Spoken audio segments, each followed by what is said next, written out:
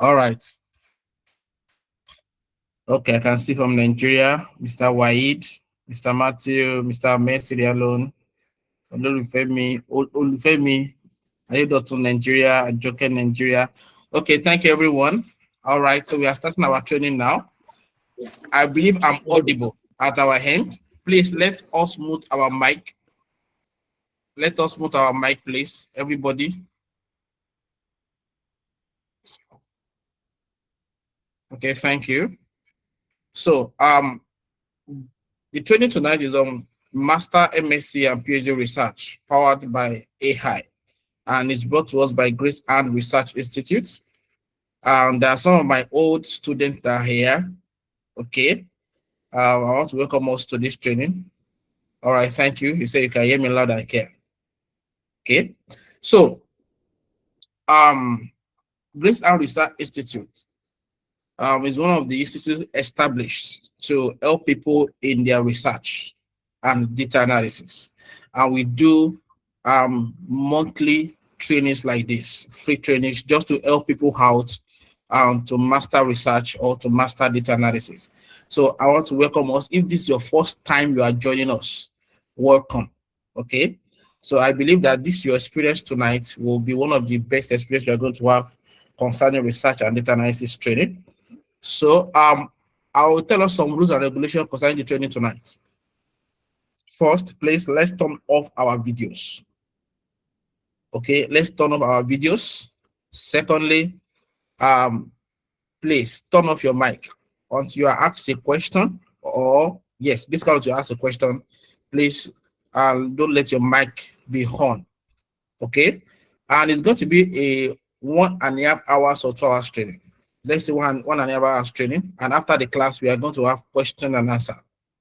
Okay, so you can write your questions down. So by the time we get to that point, you can ask your question. Okay, so let's start our class. MSc and PhD research powered by AI, or we can say that postgraduate research powered by AI. So first thing, let me talk to you about Grace Ann Research Institute and what we do. Okay.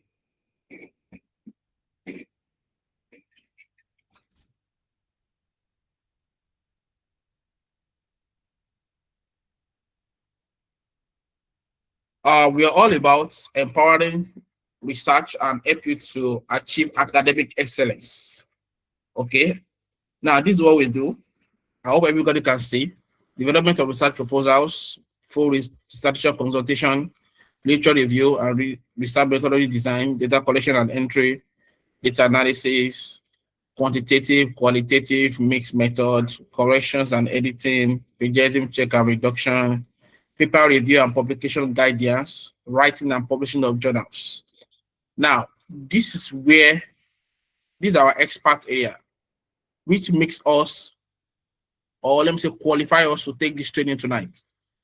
Are you with me? You can see what we are doing, and we've been doing this for years. This institute has been in the system for the past 8 or 9 years. No, 8 years. 8 years now. All right, we've done research for international students, postgraduates, masters, PhD across the world. So if I'm taking on the training tonight, I am an expert in this field. Okay, I'm not closing my mouth to say that. Are you with me? So everything I'll be sharing with us tonight, I'm bringing my 8 years experience to this training. So I want us to take it very, very serious. Are you with me? I know it's a free class. All right. There's no payment attached to this training, but I am bringing 8 years experience to this training, which worth a lot. So please, let's be attentive. Okay.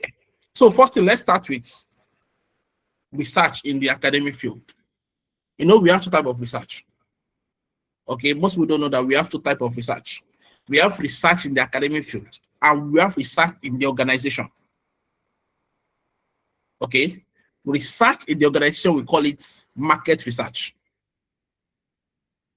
But what we are looking at is research in the academic field, is what we are looking at tonight.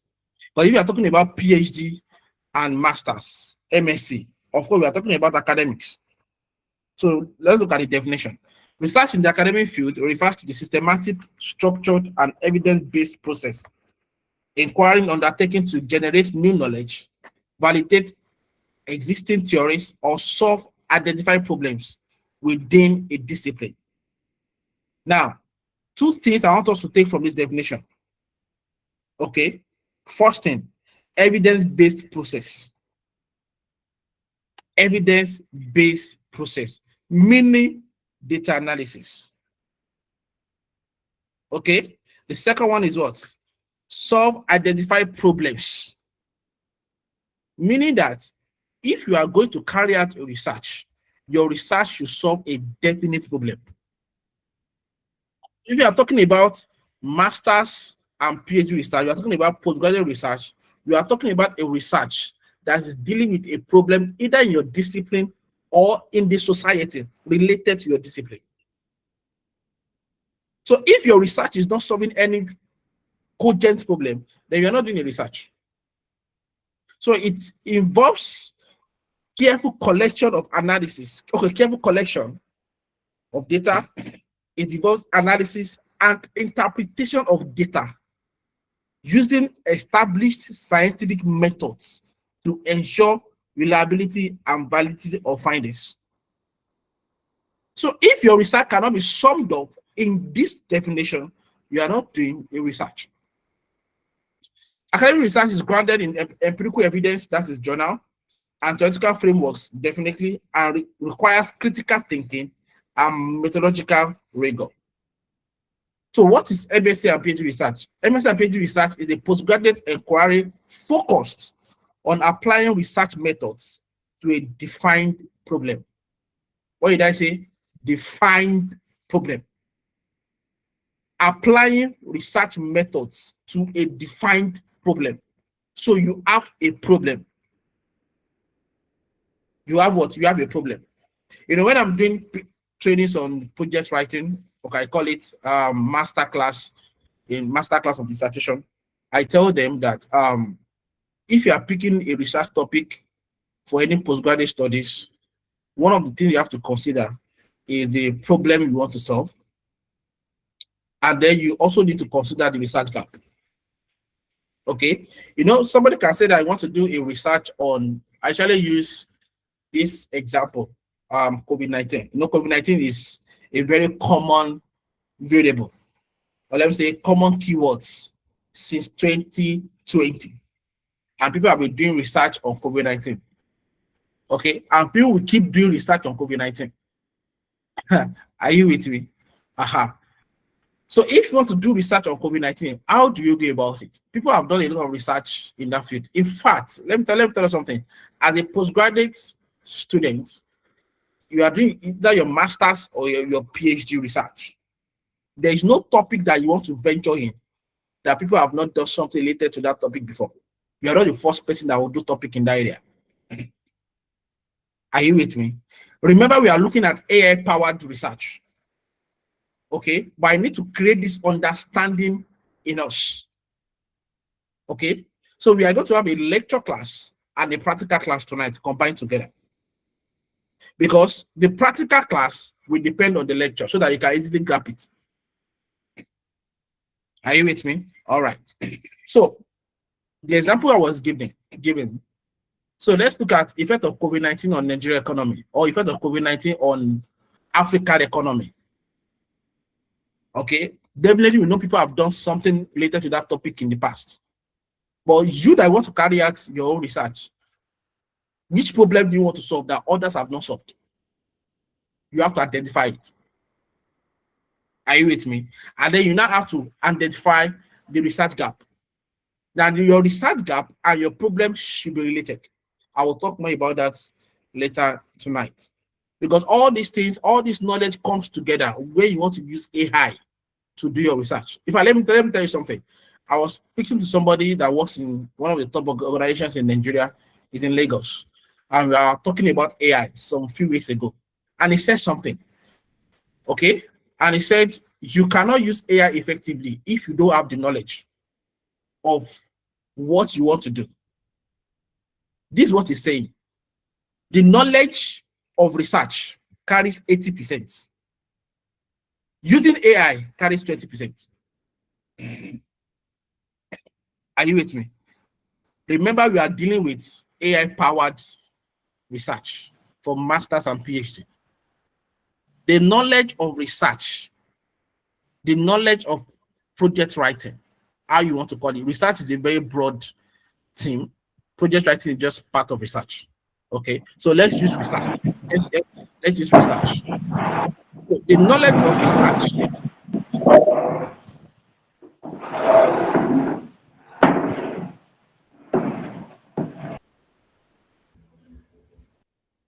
All right, sorry about that.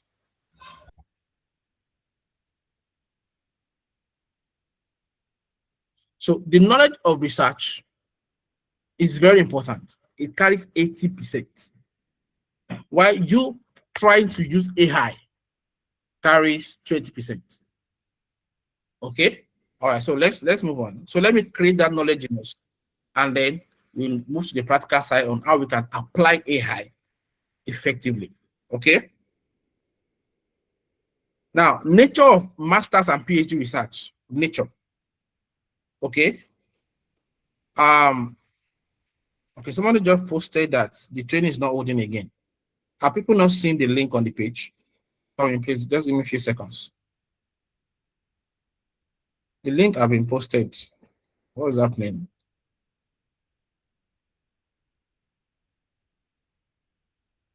I'm coming, please.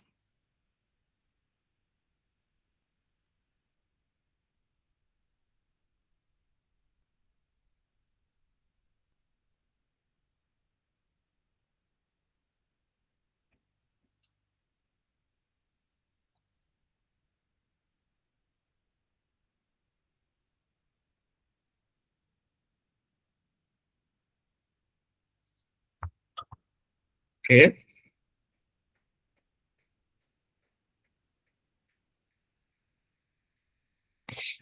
All right. So nature of SMEs, MSc, and PhD research. The first thing is what? Systematic process.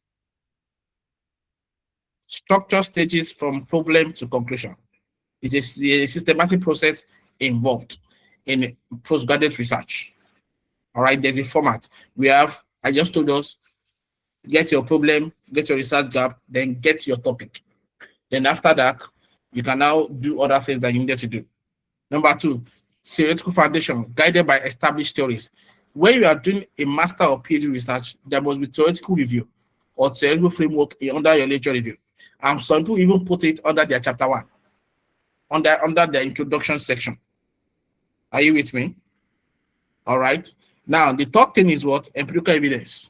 That is journals, something to support your research. Okay. Then ethical integrity requires consent and confidentiality. You cannot say you are doing a quantitative research or qualitative research, either master's or PhD. I don't have ethical integrity. Okay. Critical analysis is the fifth one. So let's go to this. This is what I want to deal with tonight. Characteristics of MSc and PhD research. These characteristics, I think we have 17 characteristics. These characteristics will tell you everything that PhD research is all about. And from there, we can now move to the practical session. Okay. Now, I want to tell you something. There's something called prompting, AI prompt engineering. I don't know if you've heard of it before. Prompting in AI depends on the knowledge that you have. You cannot prompt rightly if you don't have accurate knowledge. Are you with me? So let's look at the characteristics of MSc and PhD research right now. Because these characteristics will help you to do proper prompting when you are trying to use AI to help you in speeding up your research. So, and then these characteristics will help you to know if you are actually wrong, if you started your research already. These characteristics will help you to know where you are wrong and what to do to fix anything you are doing. First one, clear research gap. A strong MSc or PhD study must be built on a clearly identified research gap. A research gap refers to an area. Increase your voice.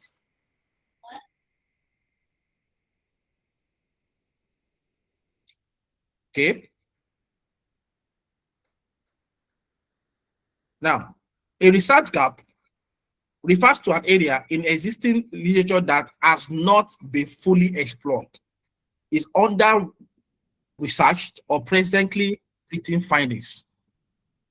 The importance of a clear gap is that it justifies the need for the study. There's no point you doing a research that others have done. There's simply no point. This is my like 8 years in the research work, and I'm categorically telling you, if you embark on a research that you don't have a clear research gap, your supervisor might be accepting it. But by the time an external supervisor try to vet your work, you might start all over again.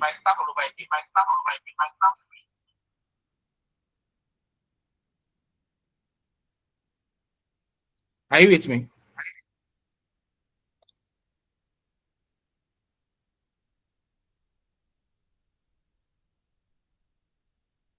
So don't do that. The importance of a clear gap is that it justifies the need for the study. Without it, the research lacks academic contribution. At PhD level, the gap must lead to original contribution to knowledge. In fact, one of the first things that we are going to demonstrate in our practical class tonight is how to get a research gap. That's the first thing. And we are going to use AI to do that. Before, there's a traditional method I take people on how to get a research gap.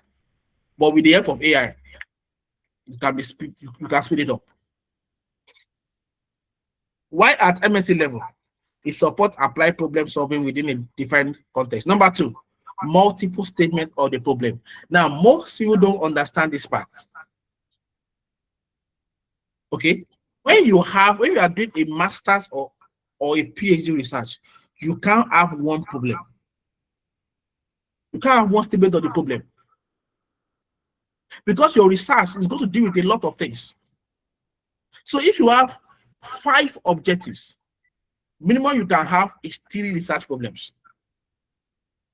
That each of the objective, normally, the way I was being taught by one of the professors now, is now in the UK, all right, working with one of the best universities in the UK. Now, sorry, in the US. The way he taught me was that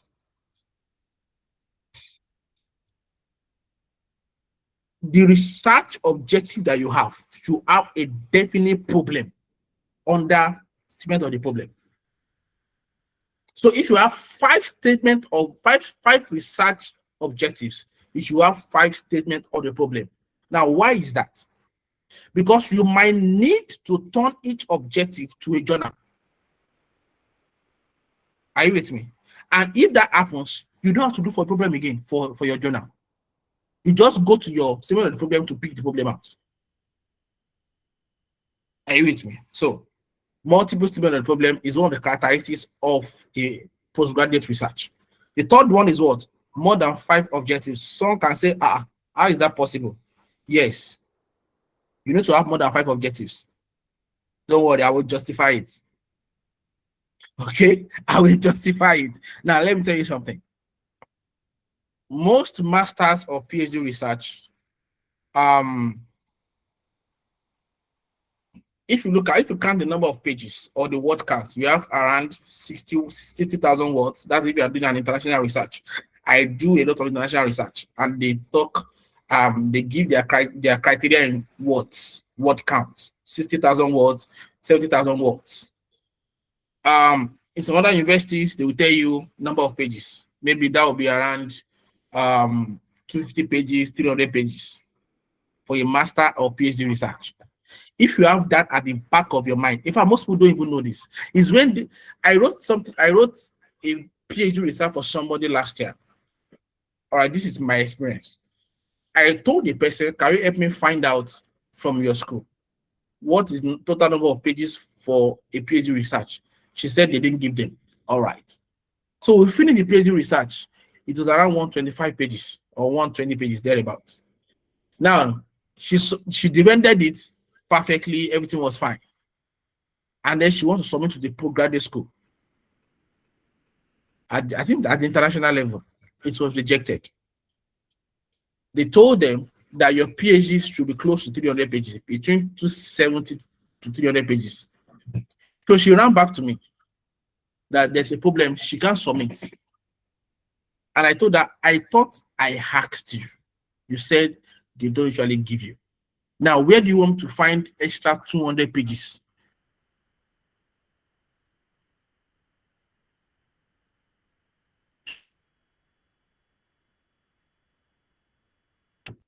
For our work.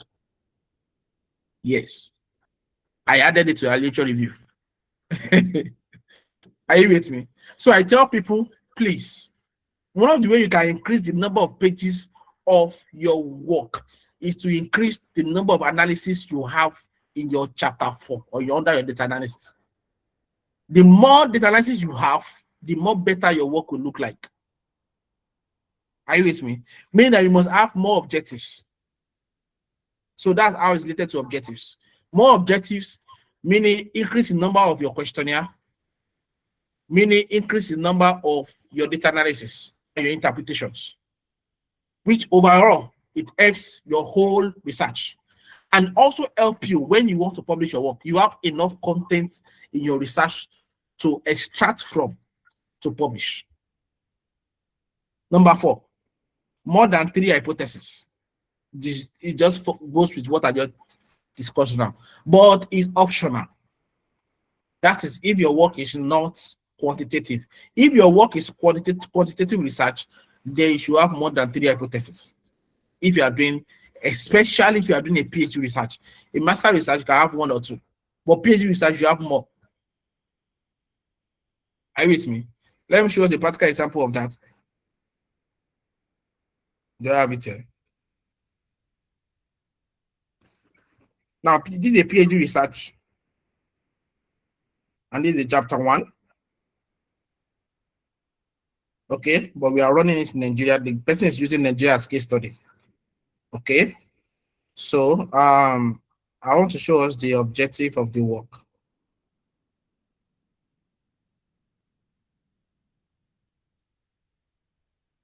Okay, look at the objective. We have what? We have 8 objectives. 8. And then we have 1, this hypothesis, this first hypothesis, second hypothesis, third hypothesis, fourth hypothesis. So we have 4 hypotheses here. So I'm not discussing what I'm not doing. It's what I'm practicing that I'm discussing with you. Okay, it's better you do it this way and your person not correct it. Okay, then you do something fewer and then you have to add to it. All right, that's not good. Okay.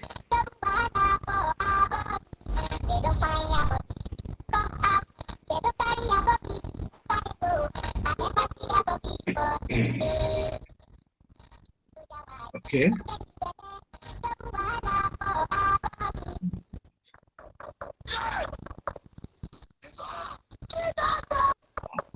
Mr. Sonny, please mute your mic.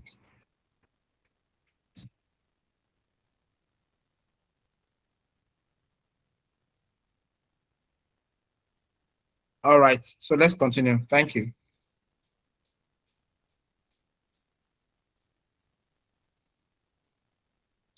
So, the 5th one, proper citation and referencing. This is one of the key parts of postgraduate research. Please, if you don't know citation and references, go and find a way to know it. If you don't know how to reference, go and learn it. Go and apply for your training and sit down and learn it.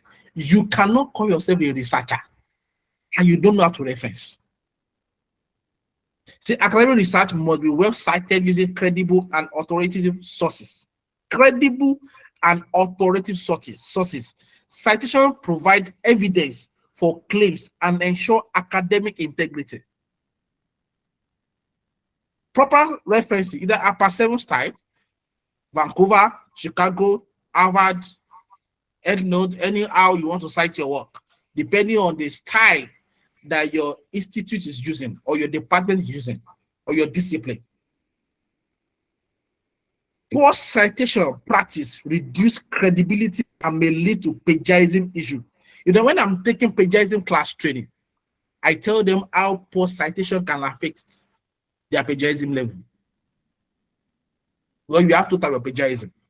The first one is a one-on-one plagiarism, face-to-face plagiarism, where your supervisor read your work. Are you with me?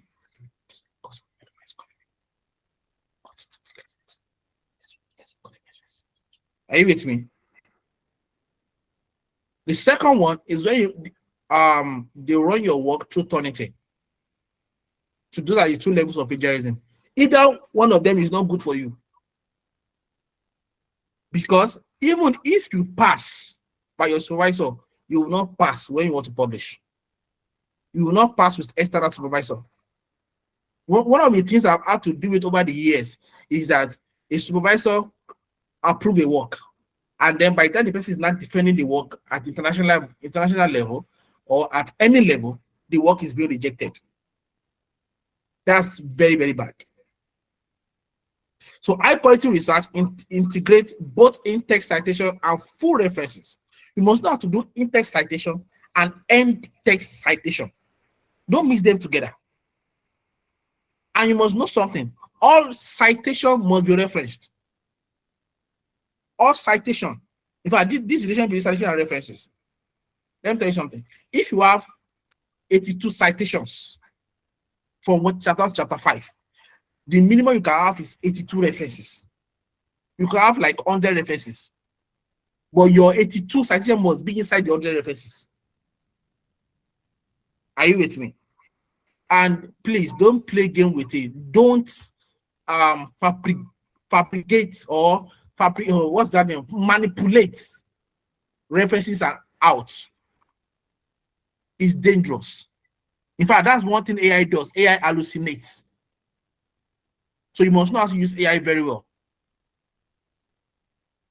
Number 6, use of recent literatures. When you are doing a master and PhD research, it is very, very important that you use recent journals. So I put it at 80% recent journals, 20% old journals. If I say old journals, I don't mean we are in 2026. I don't mean you are using 2005 journals, 2008 journals. So if I'm talking about recent journals, I'm talking about from 2019. Well, let's say 10 years. So 2026, let's say from 2015 till date can be recent. But in some institutes, that's not recent. Their recent is 7 years, meaning from 2019. So you can only cite journal from 2019. But because you are dealing with the master and PhD research, you have a lot of word counts to write, a lot of pages to write. Definitely, you cannot be stuck with 7 years. So once in a while, you can go to like 2014, 2013. You understand? So please, you must know that this is a factor for your research. You know why this is important? Let me tell you something. I have a lot of experience, with different people. Somebody contacted me that you want to publish his work. Okay, I said, all right, send me your postgraduate research. She sent a master research. She did that master research before COVID-19 20. No, she did it after COVID-19, maybe around 2022, thereabouts. Yeah, 2022. Okay, all right, let's use it.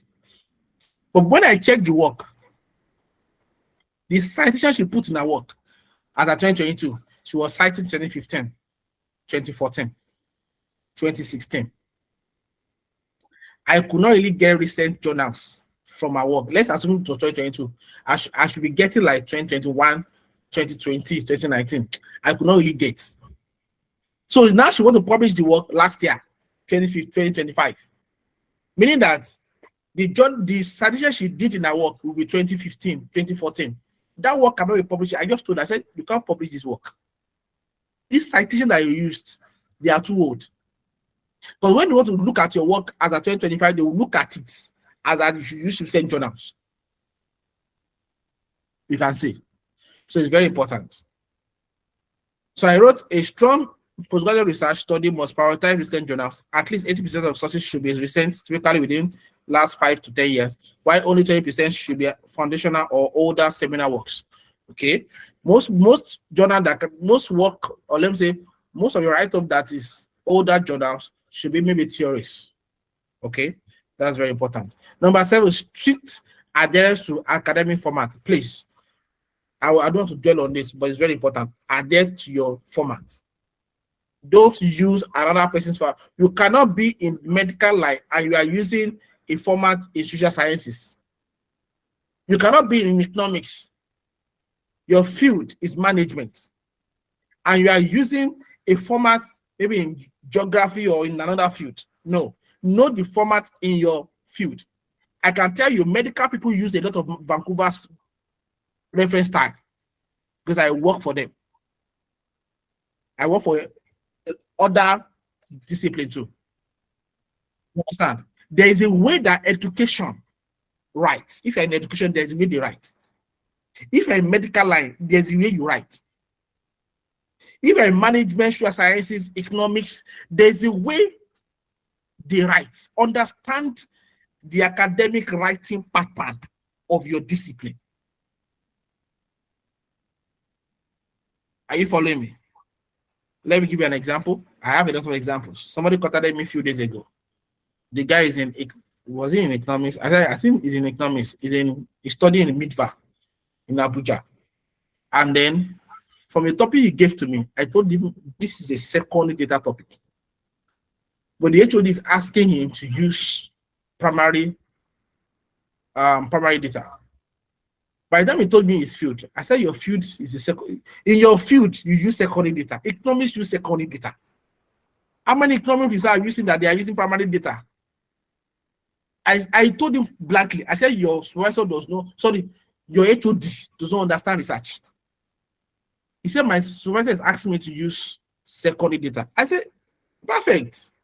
If you use primary data for this work, you will enter problem one day.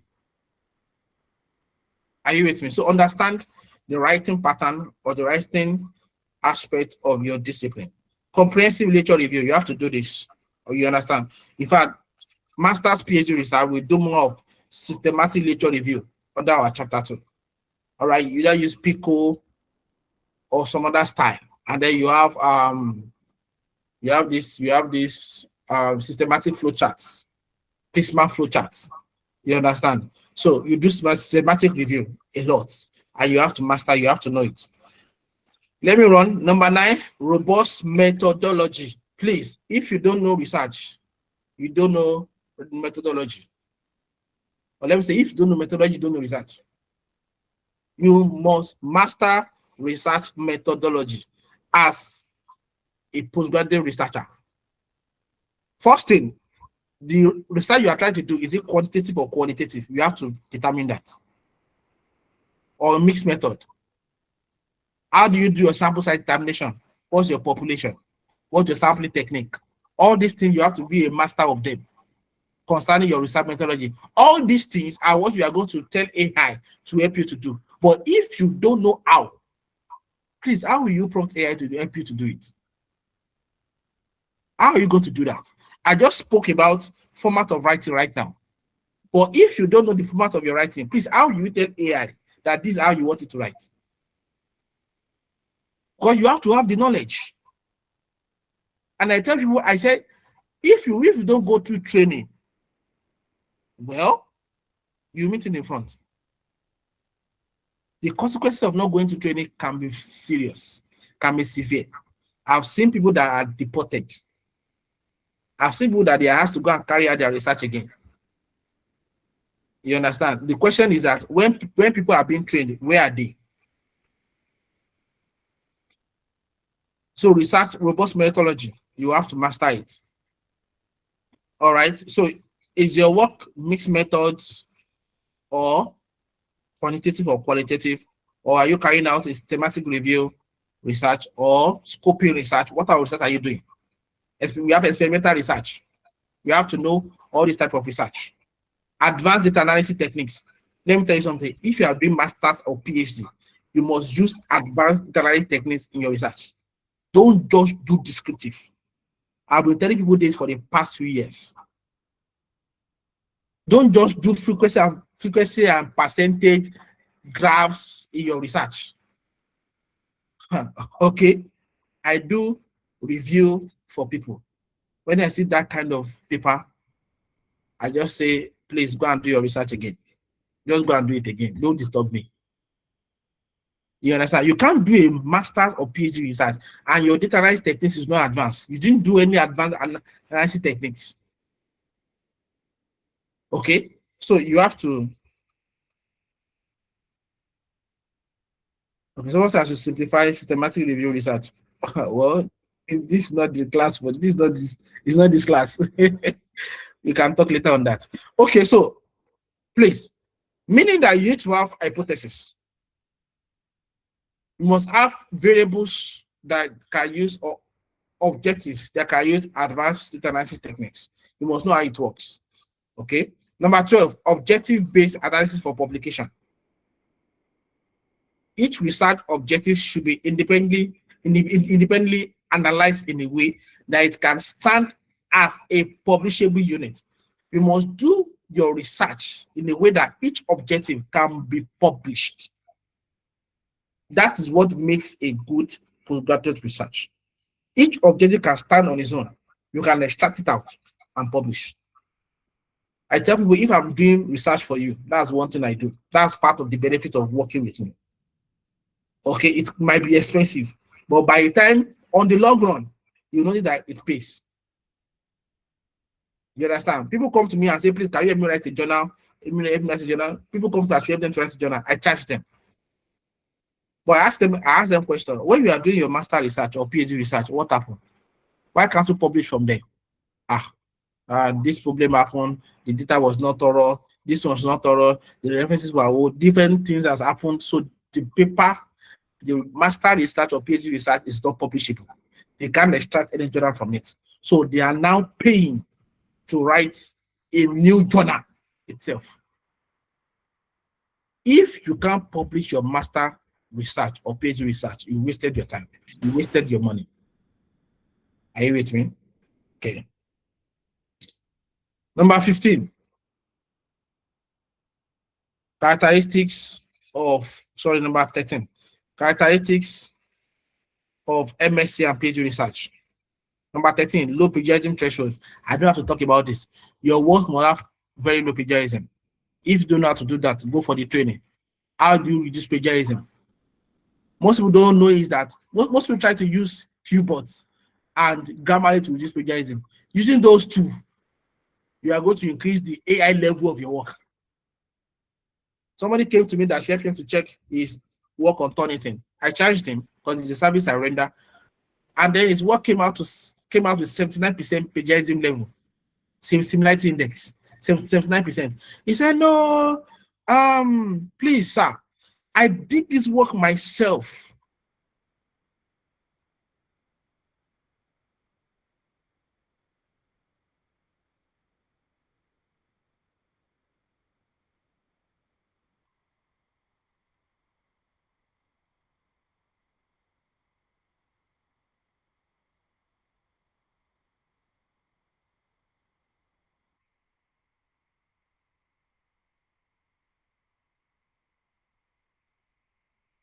Yeah, he said, "No use AI."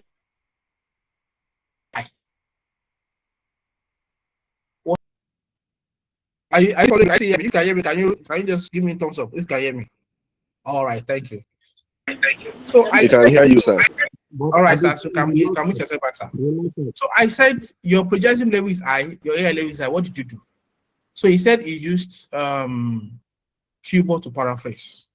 I said, hope you know that keyboard has now been recognized by Turnitin as AI. So immediately you try to use keyboard to paraphrase, immediately the AI level of your work will shoot up. And I say, what? So how can I do this? I said, then you need to go for a training. How do you reduce the AI level of your work? How do you reduce the plagiarism level of your work? It's not free. There's no knowledge that is free. So you have to go for that training. Or you pay somebody for the service. So if you are going to do a very good master and PhD research, then your plagiarism level needs to be low, your AI level needs to be low. Okay? Let me tell you something. AI is here to stay. I hope that is clear with everybody. AI is here to stay. It is your responsibility to know how to capitalize on it, how to use it responsibly, how to use AI responsibly. Number 15, academic and critical writing style. I think I spoke about that already. You must write in academic manner. So academic writing must be formal, critical, and evidence-based. Each claim must be supported with recent citations. That is very important. One of the things that I learned when I started writing international research years ago, when I started collecting jobs at international level, I think around 2015, 2014, thereabouts, 2016. This is one of the things I learned. Every statement of facts must be cited. It must be cited. All right? Every definition must be cited. Statement of fact must be cited. Definitions must be cited. Every statistics you put in your work, you must tell us where you got it from. You cannot tell us that in your work and say majority of Africans, only you can say majority of Africans did not suffer too much from COVID-19 or something like that. Where did you get that statement from? Which journal supported it? Are you with me? So statement of facts must be cited, definitions must be cited, statistics must be cited. You cannot have a whole paragraph. I don't have citations there. Are you with me? I've seen that several times in different kind of research. I don't know. I wonder. I say, who is training these people that comes to me and bringing their research work? I say, how can you write a whole paragraph and there's no citation there? Are you saying you pick it from your brain? So academic and critical writing style. This is what I'm dealing with. And also, you cannot write descriptively. You must write critically. I usually tell people that in my trainings, I'm training them on how to do that kind of writing. Okay? And analysis must be done in your work. You must do interpretation of your analysis. You must do discussion of results of your analysis. Okay? Number 16, minimum length requirements for master or PhD research. We have 200 to 300 and above. Masters can be like 150. PhD, 200, 250, 300 and above. Okay? So you must put that in the back of your mind when you are writing. When I'm collecting a PhD research, that's the first thing I ask them. Please go and find out. Go and ask people ahead of you, what is the minimum number of pages for your research? Please, don't stress me after I finish your project. Are you with me? Someone that comes out, they say, I've seen one that came to me that said 350 pages, minimum of 350 pages. I increase our money. Because if I had these pages for a PhD research, you are not going to pay the same amount of money to someone that is writing 250 pages. But if I'm writing 350 pages for a PhD research, automatically chapter 1 to 3 should be around 250 pages. So I know that I'm writing 350 pages. So 1, 2, and 3, which is the proposal, I should achieve 250 pages. If I want to meet up with 350 pages, meaning that my chapter 4 and chapter 5 must cover the rest of the chapters. And if I want to achieve that, I must have a long list of objectives that I'm going to analyze. And then I must be able to do 20 to 30 pages or 40 pages discussion of results. But chapter 5, which is the summary, conclusion, and recommendation, that chapter is not always long. So you must sit down and plan. Once you have your target, you sit down and plan so that at the middle of the road, you are not stopped. And you know what? Once you have that kind of research, you know that this is the level of your research. This is the number of pages of the word count. You must pick a topic that has journals. All these things connect together. If you pick a topic that has scarcity of journals online, you will not be able to achieve the aim of this research. Okay, that's by the way. This experience talking. So number 17, which is the last one, I hope. Yeah, the last one. No, second to the last. Publication potential. We spoke about that. You must be able to publish journal from your research. Number 18, this should be the last. Discussion of results. Please, your MSc and PhD research must have discussion of results. Please. I was able to do that effectively. Interpret findings in line with each of your objectives. Compare results with existing literatures. Link findings to theoretical framework. Explain unexpected results critically. Highlight implication for policy. Okay, practice and future research. So you must do discussion of results in your research. Okay. We'll go into the practical session now, but let me just show us some of the PhD research I have here so that you can see for yourself. Okay, I've shown off this already. You've seen this already. Okay. I think there's one here that I have. Now this one, this is the chapter 1. This is the chapter 3, 1 to 3 research. And we have 178 chapters already. So meaning that this work can go to 250 pages. Now let me show us the chapter 1.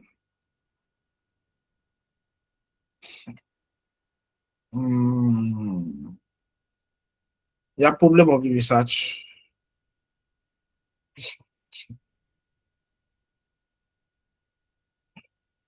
So you can see that this research has like 2 or 3, 4 research problems. Okay. This is the first one. This is the second one. This is the third one. This is the fourth one.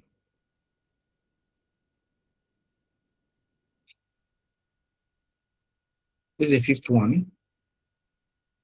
The sixth one. So we have 6 research problems. And then, please, I hope you know how to do research questions. Research questions is linked to your research objectives. If you have 6 objectives, you should have minimum of 6 research questions. Okay, unless if you combine them together, other research questions. Okay, so I'm coming, please.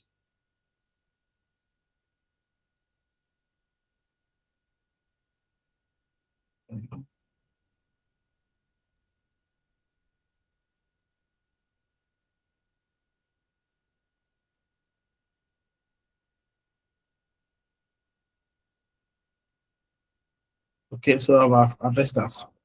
All right, so we have quantitative research objective here.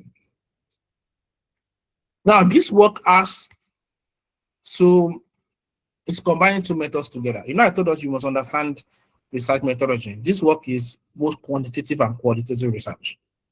It's a mixed method research.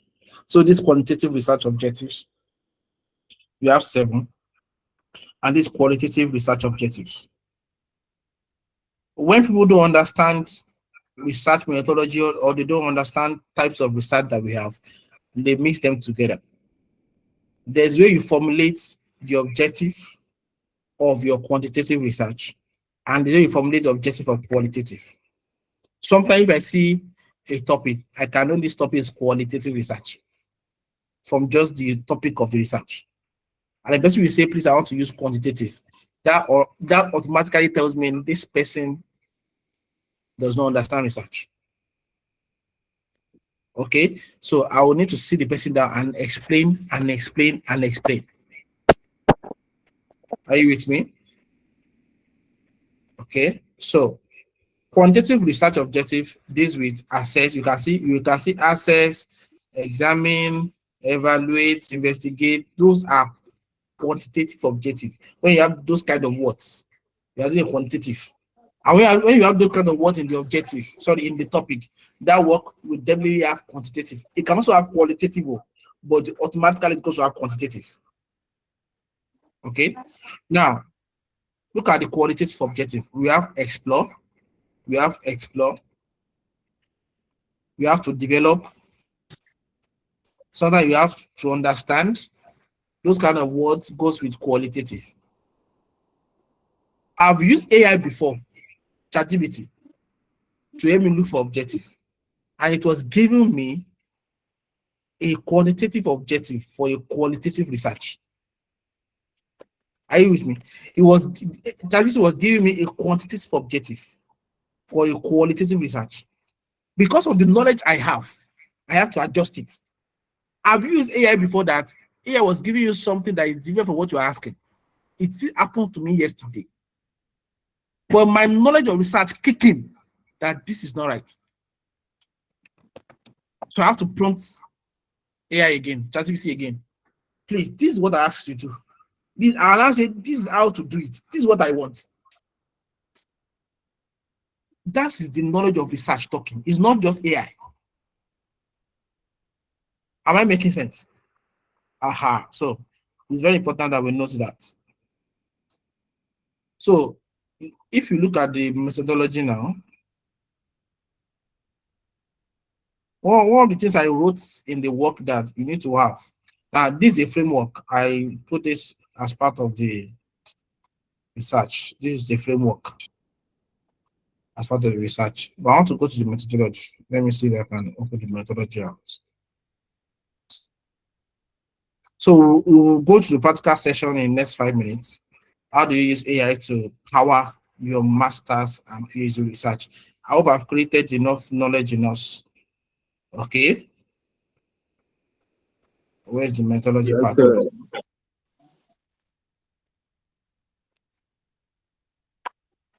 Sorry, I'm coming. Let me just scroll down. Okay, yeah, this methodology. Okay. So you can see we have research philosophy, paradigm. These are the things that are under research methodology. We call them research onions. Okay.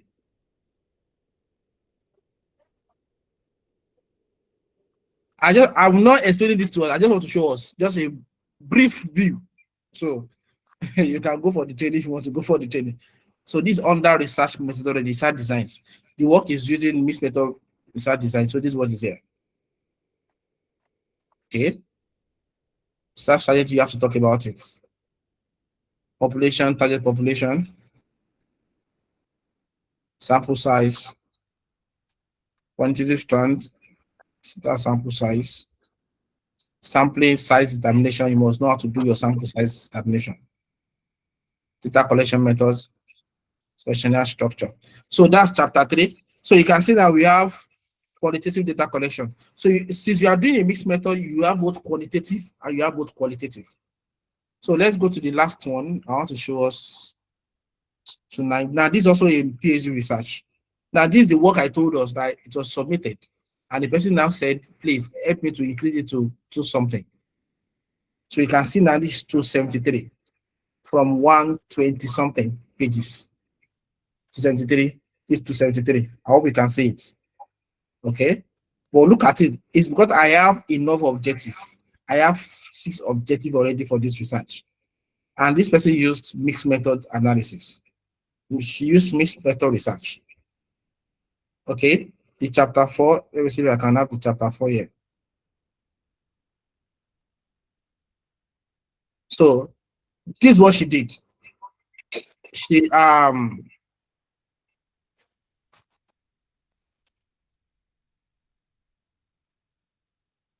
want to replace the font for us. Okay.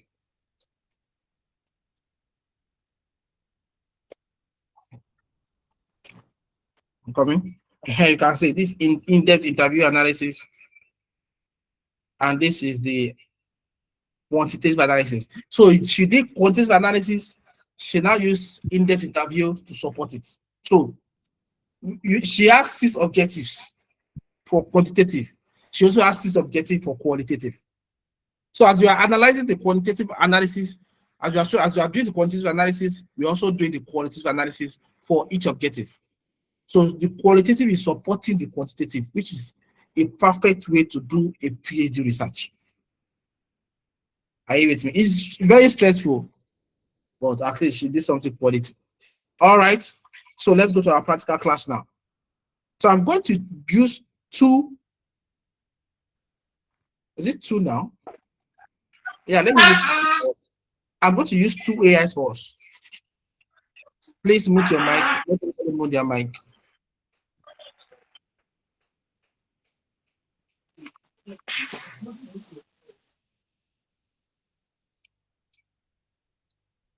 Okay. I'm going to use two AIs for us. Anyway, in my master class, I use like maybe 5 or 10 AIs for people. I have different AIs I use for research, and I teach them how to use different AIs. There are AIs that deals with your references and citations. Are you with me? Aha. We have AI that deals with your journal, getting your journals. We have AI that deals with plagiarism. In fact, the last training I did recently for somebody, a personal training, I told the person doing a personal class with me on research. Register for personal class on research, register for personal class on data analysis. All right. And then he's going through my mentorship training. Okay. I taught him recently on how to use some AIs. But I started with, we have different types of AIs. That's the first thing. We have different types of AIs. So you can now look at which AI do you want to use for your research. But for now, in this class, I will take us two AIs. I'll take us ChatGPT and I'll take us Qbot. Of course, I use GenAI for my research. I use Perplexity for my research. I use Claude for my research. All right. I use Consensus for my research. I use a lot of AI. But I want to use these two AIs for us. These two AIs are not really paid. ChatGPT is not really paid. You can use this without paying for it. Qbot, you can use it without paying for it. Am I making sense? So you don't have to pay for AI to use AI for research. But if you actually want to learn research, you learn research itself, and then you learn the AI aspect. Then you combine them together, and you are perfect. Okay, so let's do something. Can somebody send to the chat box? Okay, don't worry. I will figure it out myself. Don't worry about that. I'll figure it out myself.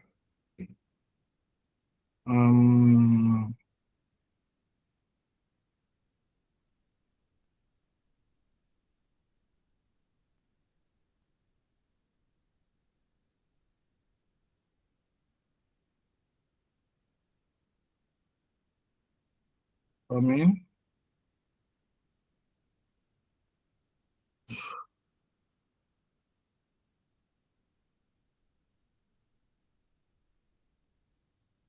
I'm coming now to share something new.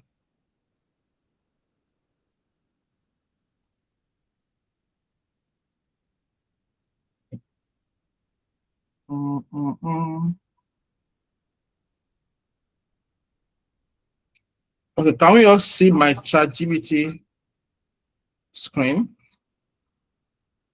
If you can see it, can you give me your thumbs up? We are going to the practical session now. A thumbs up, you can see my ChatGPT screen.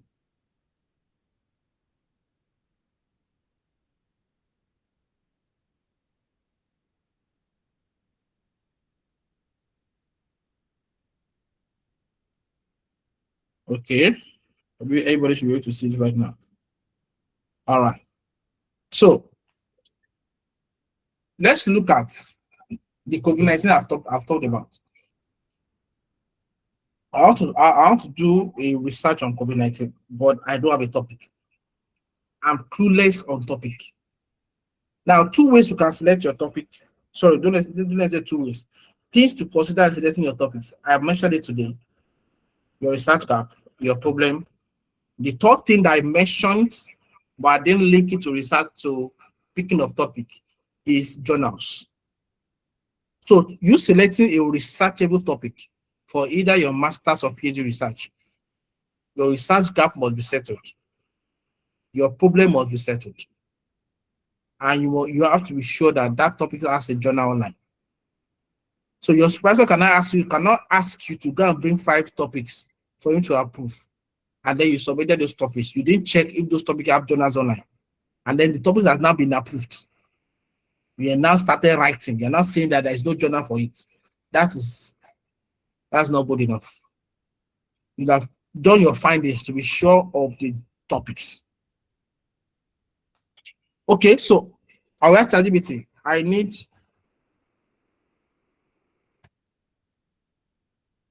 a Please, topic. I can't see your screen. I can't see your screen. My screen is showing. I think it's your network. Try logging out and logging in back. Okay, so thank you, ma'am. So I need a topic on COVID-19. I can do this. ChatGPT will give me topic on COVID-19.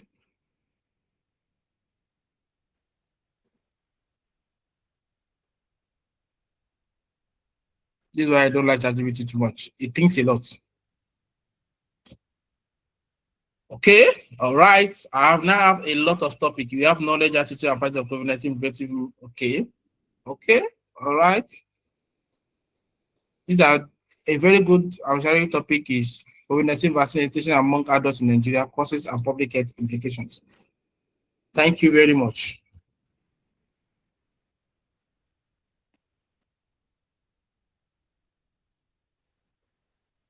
So I can now say, please,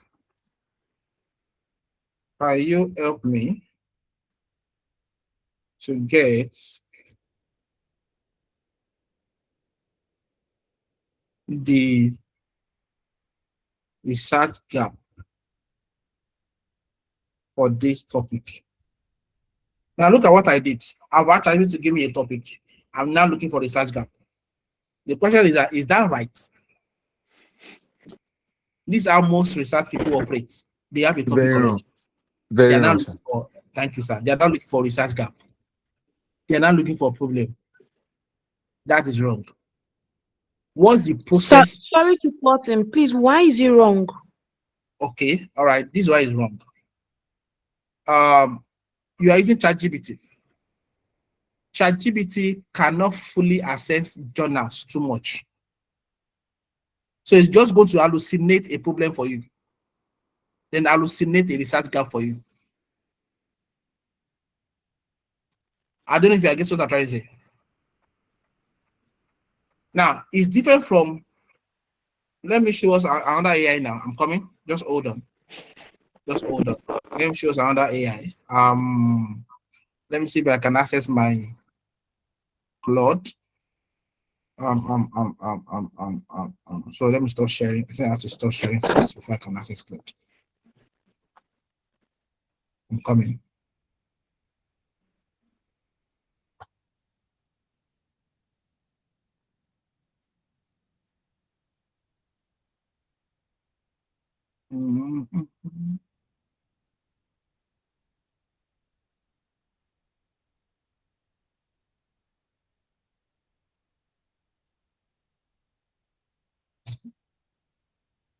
Okay.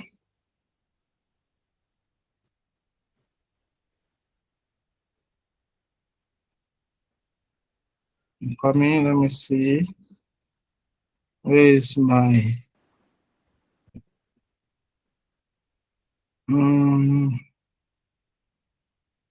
okay, that's another. I want to see how I can show that screen. This is the screen.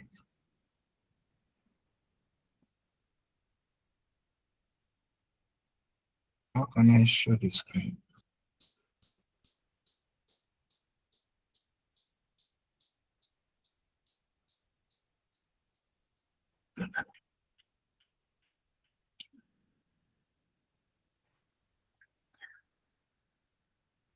Okay, I'm coming. I have to log it on this mail. It's not showing from another I open multiple tabs, so it's not showing from that tab. I'm coming. Let me just log in again on this particular mail.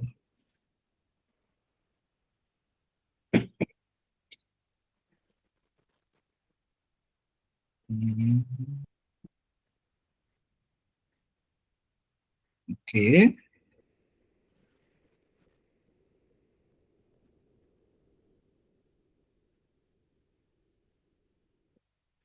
All right. Can we see?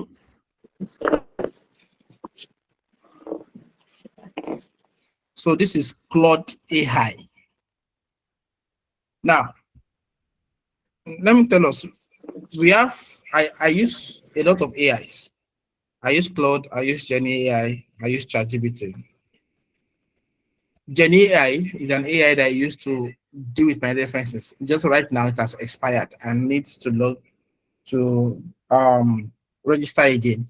So maybe tomorrow, maybe we have another class where I'll show us how to use Jenny AI. I'm not sure. I'm not saying that we. Okay, I'm not saying that we. But Jenny AI I use a lot to deal with my references, to get journals for my work. Okay, so back to the question that this person asked me. Now, if you say you want to do a research, the first thing you need to do is to get a journal on COVID-19. You are doing COVID-19, get journals on COVID-19, go to those journals. Now look at the gap that they've not researched on. How do you get those gaps? Most of these journals have something you call there's a place under their chapter 5 or after conclusion. It's called further research. Further research means that things that they didn't work on, that other researchers can work on. Are you with me? So by the time you collect 20 to 30 journals, you go to them, you should be able to synchronize and look for the gap they've not filled. Now that gap,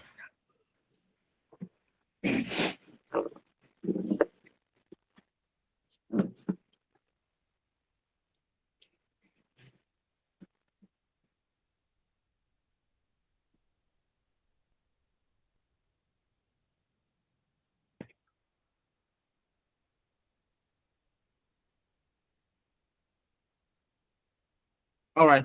So that gap, sorry, I have to move somebody now. That gap is now what you now build your topic on. But if you don't have a gap yet, you just select topic straight. You are not looking for gap for it. It will take time. Are you with me? It will take time. Unless if you are using a very good AI that can help you to search journals. So I can put a topic on Claude because I trust Claude, that Claude can help me to search databases to look for perfect gap for a topic that I've selected. I can say I want to use Gen AI. I can say I want to use SciSpace because I trust those AIs very well. They are paid AI that I register for. They are quite expensive. I paid for them. Okay, I can just put my topics there and I say, please, can you help me to search for research gap for this topic?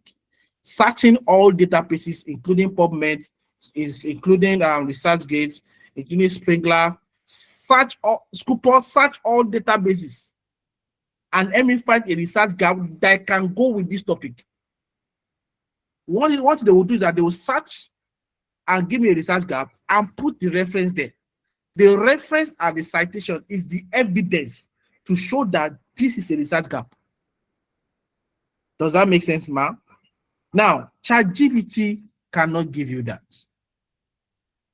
ChatGPT hallucinates a lot. But what you can do is this. I'll show us what you can do now. Because what I want to use for us is ChatGPT because it is free. Are you with me? So this is what you can do. So this is Claude. I don't want to use it for us now because it will be like cheats for us. So let's go with what I'm just doing now. Let's just flow with it. Thank you very much. Can you help to get research gap for this topic? Let's see what ChatGPT will do. Let's just flow with this. Okay, so this is topic we are dealing with. COVID-19 vaccine hesitation among adults in Nigeria, causes and public health implications. Okay, research gap. Although Although several global and national studies have examined COVID-19 vaccine uptake and efficacy, the research gap Please, remains. is your cloud screen we are We can't see seeing? your slide. We can't see your We screen. can't see your screen Oh, anymore. okay. All right. All right. Claudia,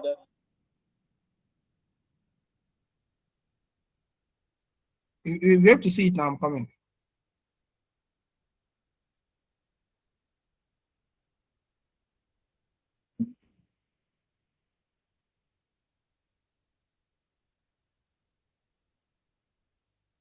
Can you see it now? I believe you can see it now. Okay, so I said, can you help me get research gap for this topic? So it has done something. We First, can't see the screen. We can't see the screen. please refresh. We can't see the We can see the screen, no. Your All right, network. so for me, I can clearly see. okay, But so it's- if you can see, I can see it too. okay, thank you. So now, okay. first, much of the But up to literature now, some focuses of on us have not general. seen it. Please let's mute our mic. First, much of the literature focuses on general vaccine acceptance rate, without deeply exploring the multi-layered social, cultural, religious, and misinformation driving factors that sustain hesitancy among adults in different Nigerian communities. Secondly, so it's telling me that this is a gap. Secondly, many studies are urban-centered, particularly in cities like Lagos and Abuja, leaving a gap in understanding vaccine hesitation among adults in semi-urban and rural population, where access to health information and service diverse significantly. So this is a second gap. So it has given me how many gaps now? 3, or let's say 4 gaps. Okay. Now, can I use this gap for this topic? Is under maybe. Why? I don't have journals to back it up. So how can I get journals to back it up? Now, that is where keyboard comes in. Okay. That's where keyboard comes in. But let me just put it on Claude for us. I'll just copy this. I'll copy it right now and I'll paste it on Claude.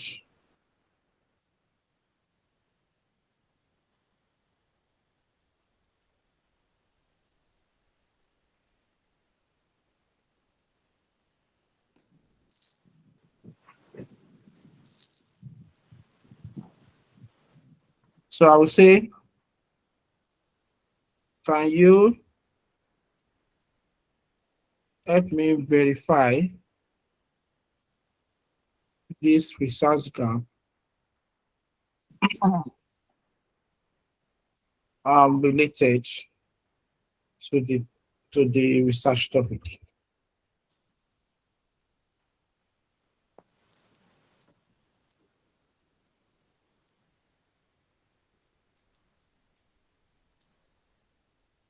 Topic.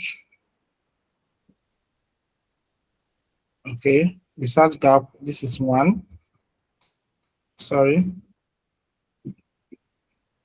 This one. I'm sorry, this is not one. This is one. So I want to make sure that Claude, if you are prompting any AI, please make sure that it understands what you are doing. Don't just jump everything together.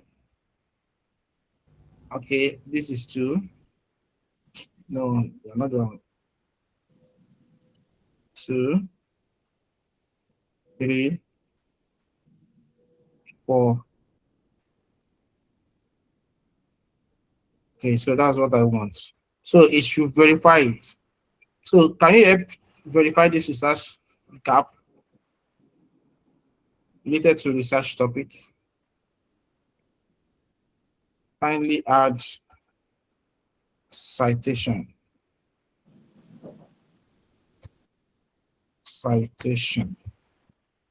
to it. Okay, let's try and see what Claude will do. Okay, as it starts, it has not started. Okay, all right, so it's starting.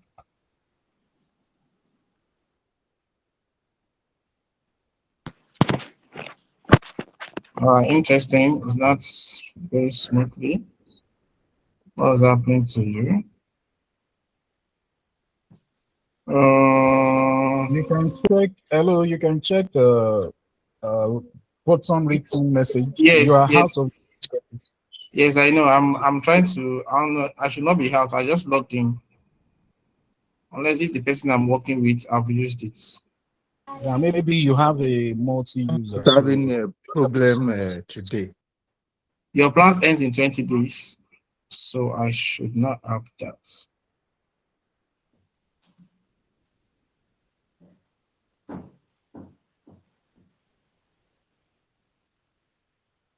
Um,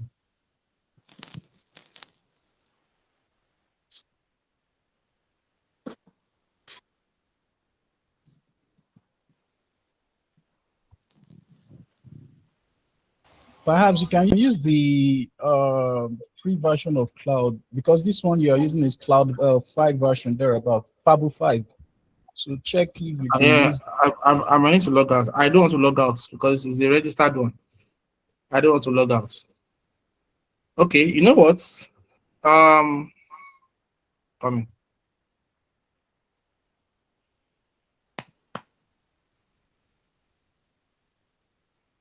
Let me log in with. Let's see if he's going to give me another login.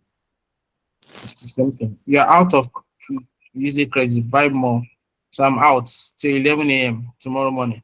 It's okay. So, let me just log out because I actually want to show us. So let me log in.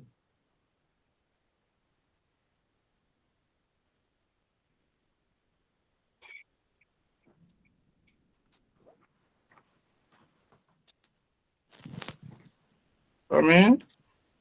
That's all done. Let me see. Okay, I'm back.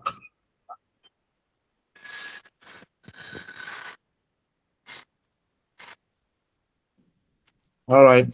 Can we see my screen now? I don't think we can. So let me just. No. You're not seeing the. It's the old screen that is still there, sir. It's just screen you are seeing. That's the beauty of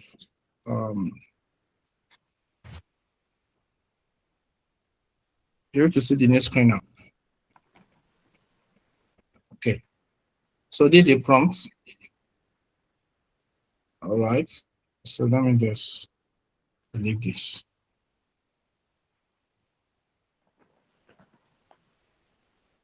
Okay. So let's say it will work.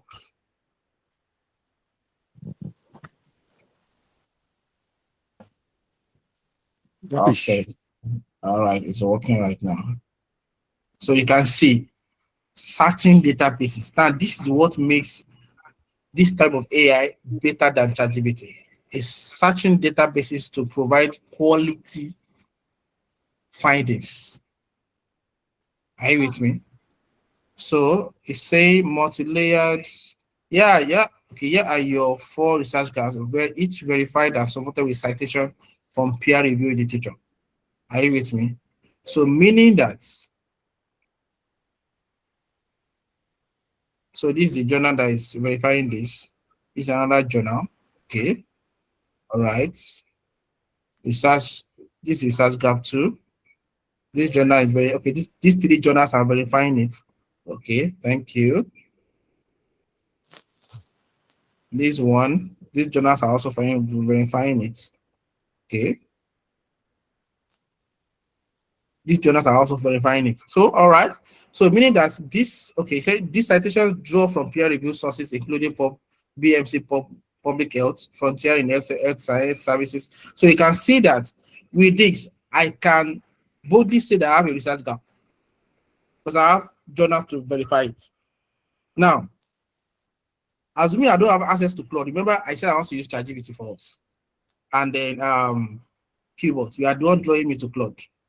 Okay, so don't draw me to Claude again. Let me just use what I want to use for us because I know some people you can't subscribe to it. What you can use is free version. So let me use free version for us. Okay. All right. So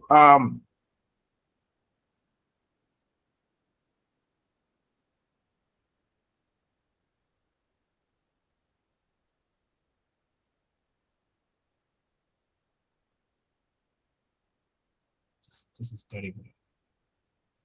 This is terrible.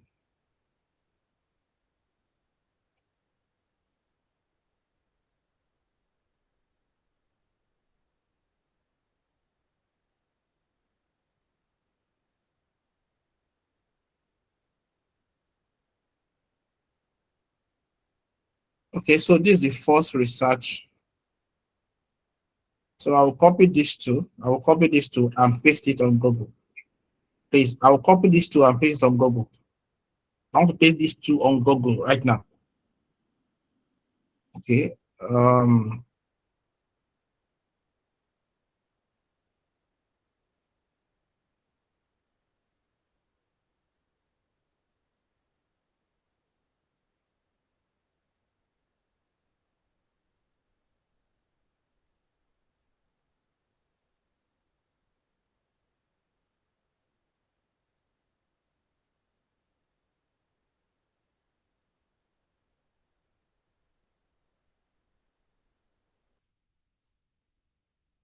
All right, so then paste on Google. Okay. Sir, please, what are you pasting on Google? No worry, it will show. You will see it now. You will see it shortly.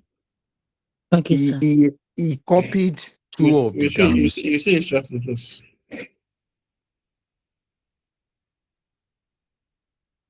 Done. It will show. I'm also logging in personally from with another device to be showing that you guys are seeing it. Oh, the person in Canada. Yes, you can go to sleep, ma. It's being recorded. She said it's 3 a.m. currently in Canada, so you can go to sleep. Okay. I will put the link. I hope you shared the flyer of this training so that you can have access to the recording.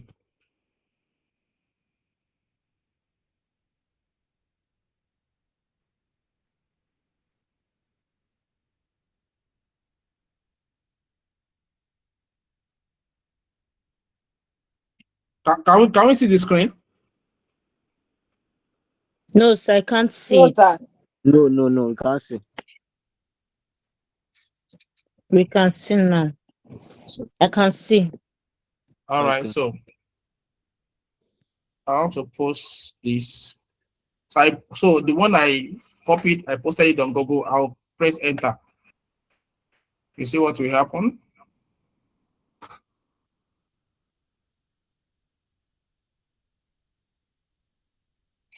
Now you can see now.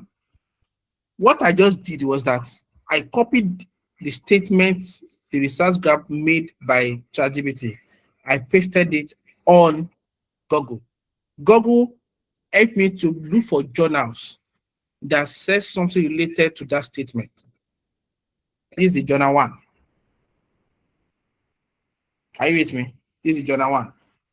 This is the journal two. I see your screen. Oh, this is the screen now. Everybody should be able to see my screen right now. Yeah, I've seen it. Let him refresh. He should refresh his network. All right. So this is journal one. This is journal two. Are you with me? So these two journals, I can boldly say these two journals can justify my research gap. Gap. Are you with me? So you don't have to use a paid AI to find out journals that's related to what you are dealing with. In fact, I can use ChatGPT to write. And after I've written, I will now be looking for journals for each of the sentences on Google. I'll copy the sentence, I'll put it on Google. And Google will bring journal that says something related. You don't have to do, you are not doing copy and paste. Okay, so you are not expected to have a journal that said exactly the same thing. You are looking for a journal that says something very closely related. Mm. And Google will help you search them out. So what you now need to do is to what? What you need to do is download. So I will double click on this. You should open up.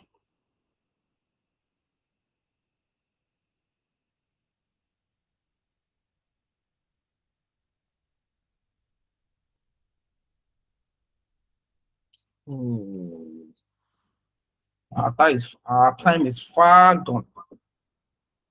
I'm just here at the first class of the practical session, and we spent close to 1 hour 30 minutes already.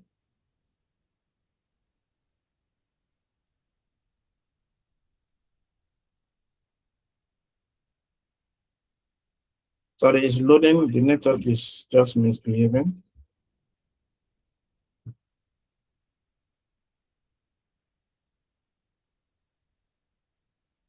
Okay.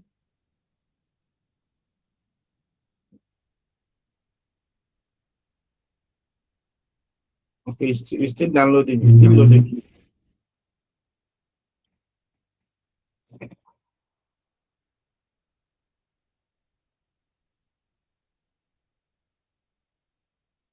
I'm coming, sorry. The network is not allowing it to fully load. Okay, I think it has loaded. You can see it, right? So this is the journal. Okay.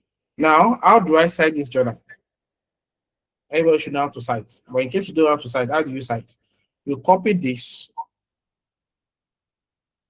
DOI, and you go to put it on keyboard.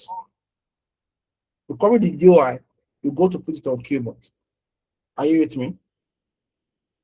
So where is keyboard? So I've copied this. So let me just open keyboard here.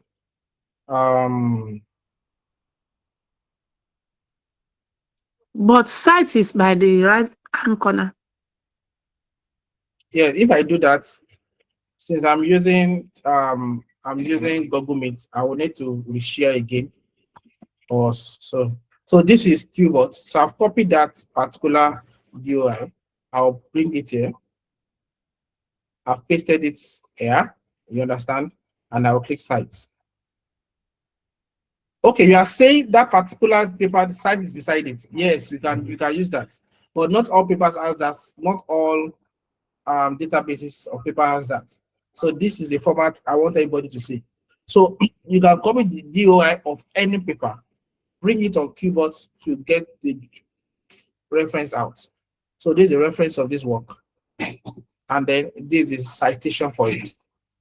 Now you can change it in case you are using which other style do we have now? Let's say you can use MLA, you can use AVAT. So let's use AVAT citation, we save it to give you the AVAT citation. You understand? So what I'm trying to show us tonight now. Sorry, please. Are you using an app for these citations, sir?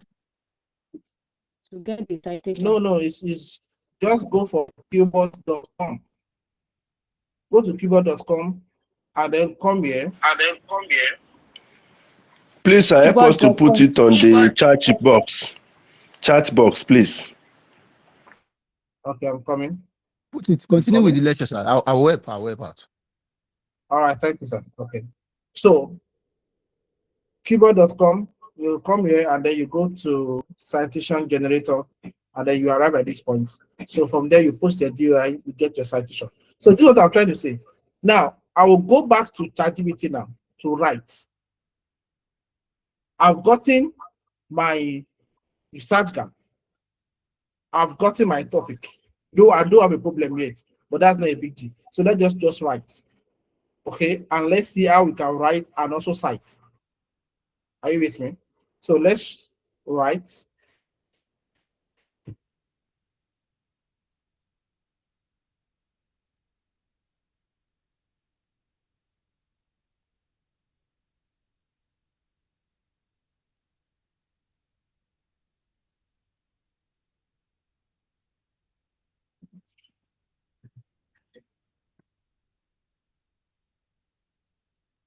So I want to tell ChatGPT, can you help me write an introduction chapter? Okay. Or let me say write a background of the study. Sorry, it's background that it needs. Background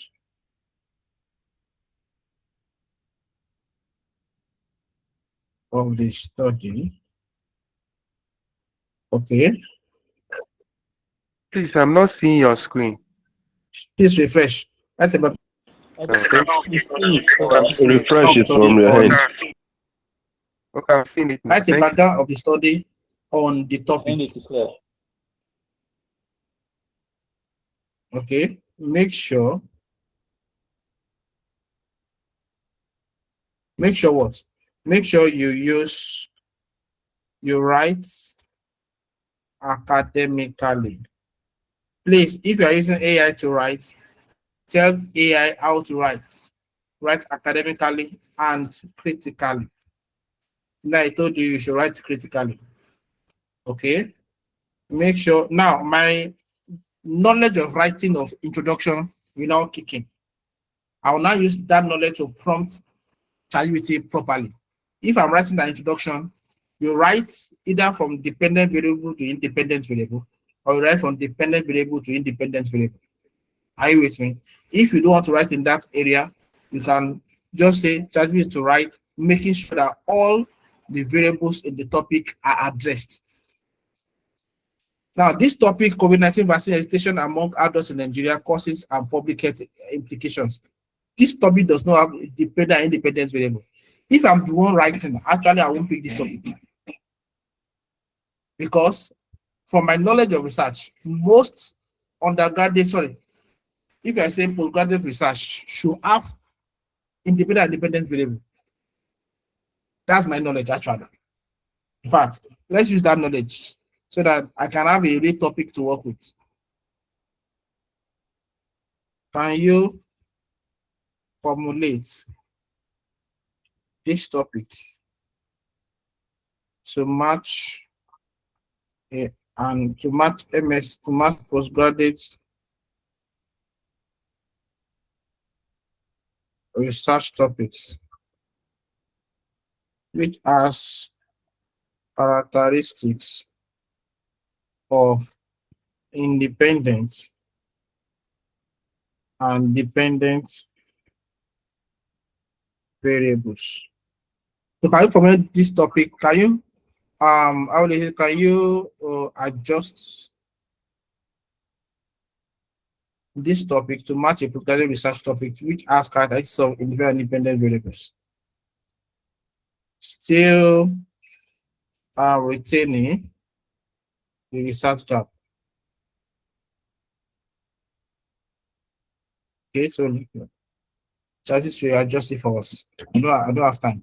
Okay, so thank you. Socio-cultural beliefs, misinformation, exposure, and trust in health as predict.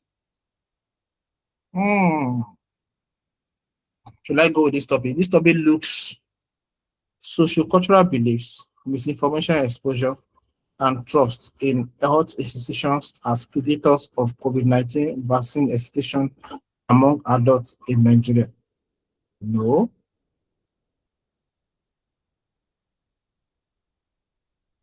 Rephrase it further. I don't like that. I want something better. Influence of socio-cultural belief, exposure to knowledge and trust in health on COVID-19 vaccine. Okay, thank you. I think I can say okay, effect of. I can use effect of. Okay, so I think I can still go with this a little bit. A little bit, I can go with this. Okay. All right, so I can now say I'm planning. Since I'm doing a PhD research, I'm planning to do a mixed method research. Please formulate the topic.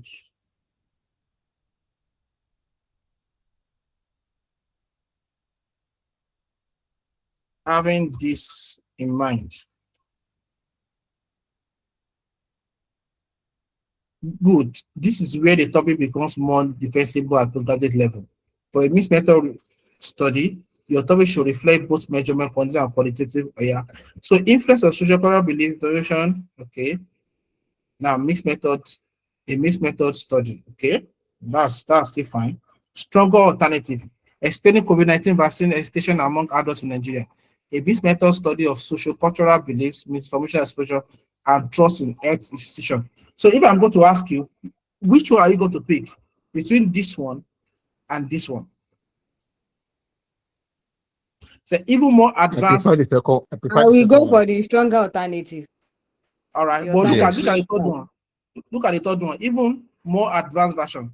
A mixed method analysis of social cultural belief, information exposure, and emotional trust in determinant of COVID-19 vaccine hesitancy among adults in Nigeria. That is the most preferred. Thank you. Okay. So this is the most preferred. It sounds more PhD-like or something. So now we are going with the. Remember that this still retains our problem. Sorry, our research gap is not changing. We're only restructuring the topic. So we are going with the last topic. Kindly help now write a background of the topic.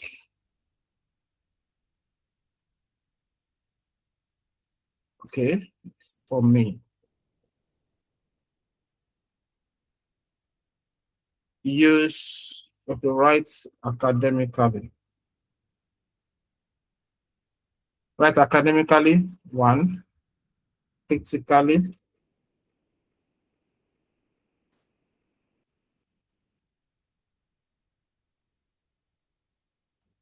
So second prompting, rights from independent variable of the topic. So dependent variables of the topic. Now actually put this, make sure there is a flow in the write-up from one paragraph to the next. Okay, what else should I prompt AI to do? Add statistics when necessary.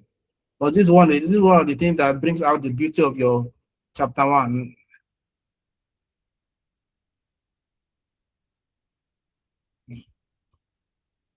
Okay. What else should he write for us? Okay, I think this is okay. Sorry, yes, definitions. Definition must be in your chapter 1. Make sure definitions are written under this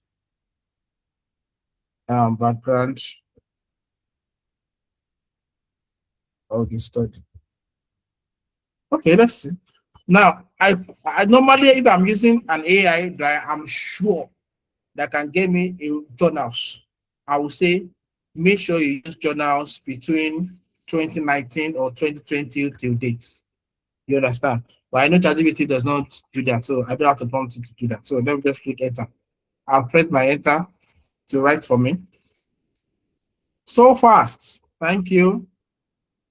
Okay.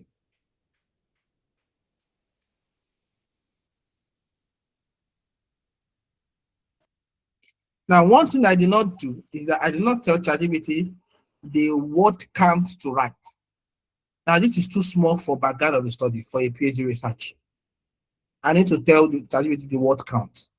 Okay, write 2,000 words. Write 1,500 words. Are you with me? But I did not say that, so you can do that yourself. So, okay, what I now need to do is to read. I've already seen an error in this write-up. What's the error? This dependence variable, social cultural misinformation exposure, and this interact in complex ways to shape dependence variable. This does not need to be under the background of the study. It's just because I put it under my prompt.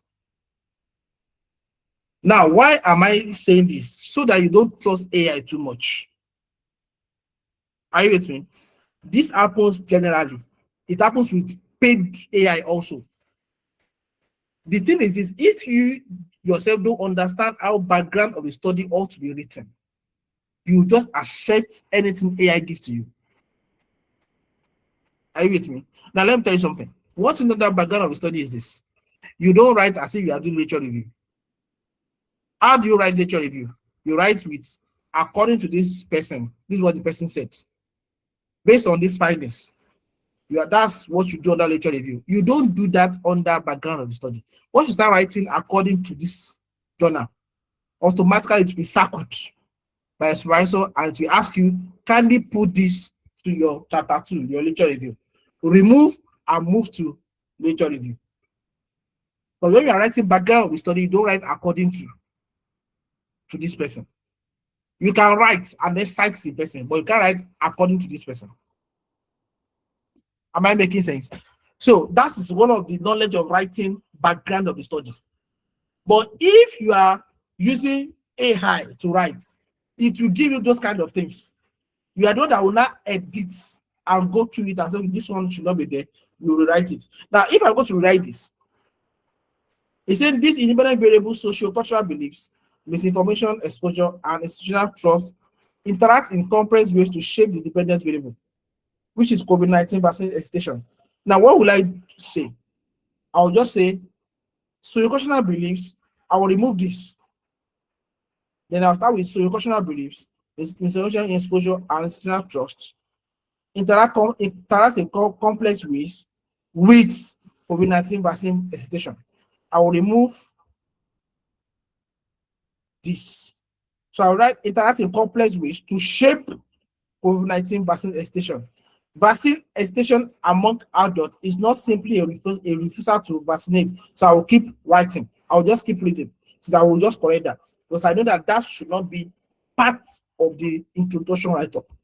It's just something I put under the prompt so that AI will know that you ought to write from independent to, so you ought to write from independent to dependent. Are you with me? Now, one thing also that your background of the study should cover. Your background of study should cover all the variables in your topic. If you have 5 variables in your topic, your background of study should cover it. I did not put this inside this prompt. Are you with me? As soon as I put inside this prompt, what I'm trying to say is this. The AI should write on cultural beliefs, write on misinformation exposure, write on institutional trust, and write on them as determinant of COVID-19 vaccine hesitation. So write on them one by one and link them to COVID-19 vaccination as the introduction section. But what did he do? Because I did not put that prompt, he compiled everything together into one and then writes. But that prompt is not there. Okay, and now I actually forgot. I forgot that prompt. But if I start reading this work, I will know that something is wrong. But this, I will say, this is not the background stuff. Background should be more than this. So what I'm just trying to tell you, science and maths, is that understand, research yourself. Understand how to write. If you want to go for the training, go for the training. Understand it before you now say you want to start using prompts. You want to start using any type of AI. Now let's assume that we are done with this write-up. This write-up makes sense. Let's assume that. Right now it doesn't make sense. But let's assume it makes sense. Okay. There is no citation here. So how do I put citation? I'll just copy this. Now I say every statement of fact in citation. Citation has long been recognized as one of the most effective public health intervention for preventing infectious diseases and reducing mobility and mortality globally. This is a statement of fact. Say it has been recognized. Where did you see that it has been recognized? So you have to cite. So I will just copy this statement and take it to what? To Google.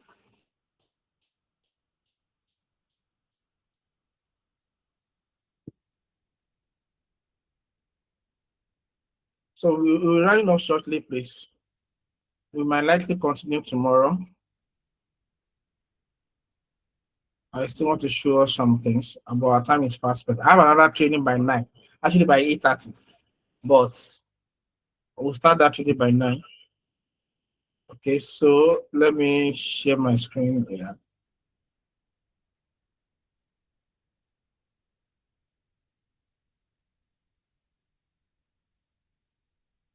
All right. So this is the statement I copied. I'll press enter to give me a journal that says something related to that statement. So you can see this journal already. Immunization and vaccination. This journal says something related. This also says something related. So this is 2019 journal, this 2020 journal. Someone said, how did you know? You can see that your vaccination is considered to be one of the greatest as highlighted statements. This highlighted statement means that it's part of the original statement I sent. Look at it. I said vaccination has long been recognized as one of the most effective public. This vaccination is considered to be one of the greatest achievements. You can see that it's almost the same thing. So I can use this journal. I can cite this journal. I can also cite this journal. Do you have any closely related journal? Yeah, this also, but this doesn't look like a journal. This looks like, well, this can be a journal actually. It looks like a journal also. Yeah, these two vaccines are one of the most impactful public health interventions. So this also can be the journal you can use. So are you following me? So with that, you can copy each of those statements one by one to Google. Are you with me? And then from there, you can now do your citing. You can open the journal and then copy the DOI to keyboard to get a citation and to get your references. And from there, you move on with your work. The same thing you do with statement of the problem, you prompt rightly. You must know how to write statement of the problem. How do you write statement of the problem? It's simple. When you write statement of the problem, you don't write justification under statement of the problem, and you must tell ChatGPT that. Please, kindly, I write the problem from the research gap. Okay. All right, write the problem from the research gap. Okay, state the problem and then use the rest of the paragraph to explain the problem. This is what I'm saying. When we write statement of the problem, the first paragraph, you must tell us the problem. The first paragraph, tell us the problem. Then the rest of the paragraph, we're explaining it. So that somebody does not need to read the whole statement of the problem before knowing the problem. I've seen that before. This person wrote 3 pages on statement of the problem. And the supervisor said that you can't find a problem in these 3 pages. So when I too was going through it, I said there's no problem here. I said you are explaining and explaining and explaining, but you've not categorically tell us this is the problem. Okay, let me give us an example as we are closing right now. Okay, this is 901. We are looking at the effect of COVID-19 on Nigeria economy. Are you with me? That's what we are looking at. And then your problem can be inflation. Your problem can be lack of maybe unemployment, increment in unemployment. Your problem can be the impact that it has on education, the negative impact it has on education. But you must state the problem. The problem is inflation. The problem is this. Then you can now use the rest of the paragraph to explain it. But at least we know that this is the problem. Am I making sense? So with that knowledge, you can now prompt AI rightly. This is how I want you to write my statement of the problem. You write from the research gap. Okay, linking them to the objectives. Also stating the problem, how will I say it now? State the problem clearly in the write-up, then expatiate on the problem.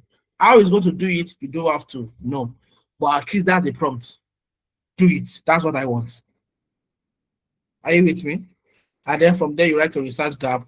So you write your research question, you write your objectives, you go on with that. So you can see that the traditional method of you downloading journals, reading journals, then writing your background of the study, writing your problem, it has gone.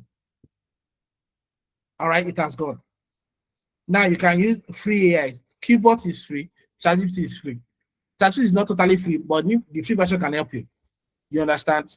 You can use both together. You can use Google too together to write. But let me tell you something as a roundup. What about If you don't know, if you what don't know about how Meta? to write, What about Meta?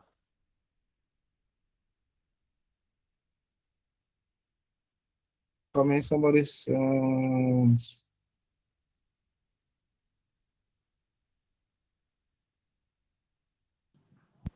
What about Meta? Can you use Meta?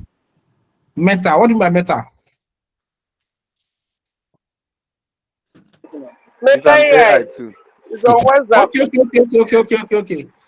Yes, you can use Meta AI. Yes, I used Meta AI when I started using AI. You understand? Yes, yes, you can.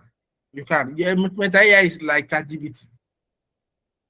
Yes, Are you with me? yes, Yes, that's how you it's can. supposed It's just that it cannot write like ChatGPT. ChatGPT is one of the AI that I use the most, that writes fluently. Even if I use any AI to write, I will bring the ChatGPT to fine tune. I'm telling you, I'm being frank with you right now. Met AI cannot write 1,000 words for you. What it's going to do is going to highlight it one by one. And Met AI, I've never used it on system before. I've never seen Met AI on system. I only see it on WhatsApp, on phone WhatsApp. But you can give, Yes, but on WhatsApp. on system, I've never seen on system WhatsApp before. So, but if you can use it, you can use it. The major thing is this: you verify your citation. Somebody just said it on the page. He's saying that ensure that your paper can be published in the future. Make sure you verify its citations. Yeah, I think that I said that. You verify your citation. And that's what, since you can see the paper on Google, it's already verified. You saw the paper yourself. What you need to do is now to cite it. And if you want to cite it, you can copy the DOI to Qbots to go and cite, to know the citation and know the references.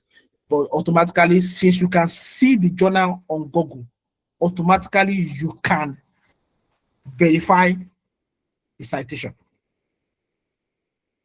But don't ever go with the citation of ChatGPT. It hallucinates. It can never be correct. Are you with me?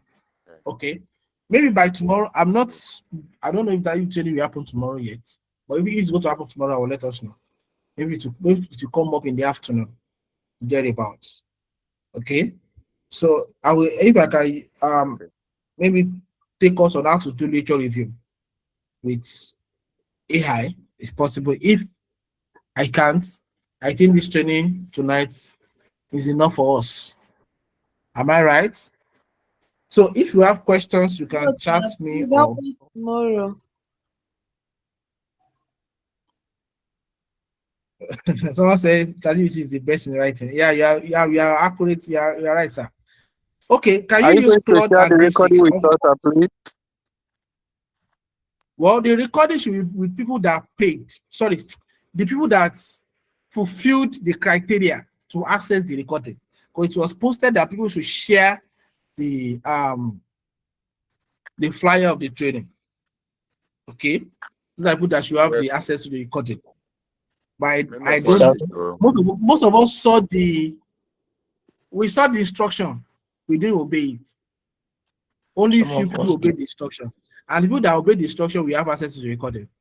Okay, but you can pray well tonight and let's see what will happen tomorrow morning. Okay. I can have a dream. I can have a dream. So me will resend this one. So You me therefore understand? create excuse. So I all have right, a everyone. question. What about insight? I have a What question. about I have a incitation? question.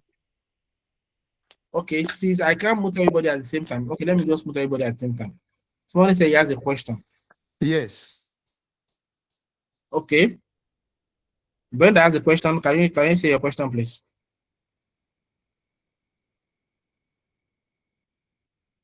Yes, my Say your question is question, that please.